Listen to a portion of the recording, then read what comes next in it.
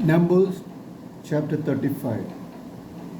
And the Lord spoke to Moses in the plains of Moab by the Jordan across from Jericho, saying, Command the children of Israel that they give the Levites cities to dwell in from their inheritance of their possession. And you shall also give the Levites common land around the cities. They shall have the cities to dwell in, and their common land shall be for their cattle, for their herds, and for their animals. The common land of the cities which you shall give the Levites shall extend from the wall of the city outward 1,000 cubits all around. And you shall measure outside the city on the east side 2,000 cubits, on the south side 2,000 cubits, on the west side 2,000 cubits, and on the north side 2,000 cubits. The city shall be in the middle. This shall belong to them as common land for the cities. Now among the cities which you will give to the Levites, you shall appoint 6 cities of refuge, to which a manslayer may flee, and to these you shall add 42 cities. So all the cities you will give to the Levites shall be 48. These you shall give with their common land. And the cities which you will give shall be from the possession of the children of Israel. From the larger tribe you shall give many, from the smaller you shall give few. Each shall give some of its cities to the Levites in proportion to the inheritance that each inherited. Then the Lord spoke to Moses, saying, Speak to the children of Israel, and say to them, When you cross the Jordan into the land of Canaan, then you shall appoint cities to be cities of refuge for you, that the manslayer who kills any person accidentally may flee there. They shall be cities of refuge for you from the avenger, that the manslayer may not die until he stands before the congregation in judgment.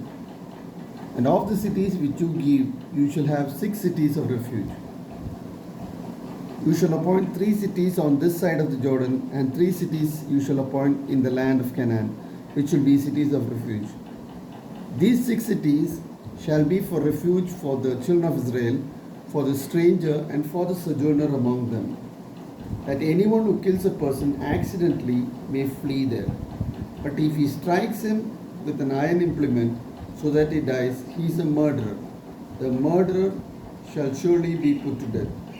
And if he strikes him with a stone in the hand, by which one could die, and he does die, he is a murderer. The murderer shall surely be put to death. Or if he strikes him with a wooden weapon, by which one could die, and he does die, he is a murderer.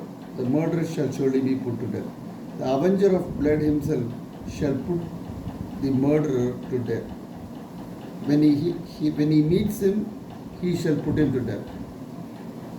If he pushes him out of hatred or while lying in wait, hurls something at him so that he dies, or in enmity, he strikes him with his hand so that he dies, the one who struck him shall surely be put to death, for he is a murderer. The avenger of blood shall put the murderer to death when he meets him.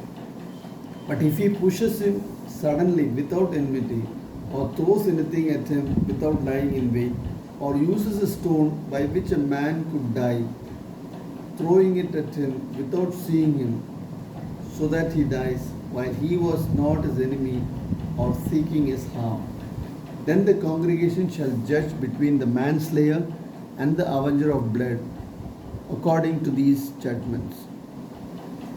So the congregation shall deliver the manslayer from the hand of the avenger of blood, and the congregation shall return him to the city of refuge where he had fled. And he shall remain there until the death of the high priest.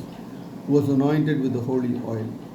But if the manslayer at any time goes outside the limits of the city of refuge where he fled, and the avenger of blood finds him outside the limits of his city of refuge, and the avenger of blood kills the manslayer, he shall not be guilty of blood, because he should have remained in a city of refuge until the death of the high priest. But after the death of the high priest, the manslayer may return to the land of his possession. Now these things shall be a statute of judgment to you throughout your generations in all your dwellings. Whoever kills a person, the murderer shall be put to death on the testimony of witnesses. But one witness is not sufficient testimony against a person for the death penalty.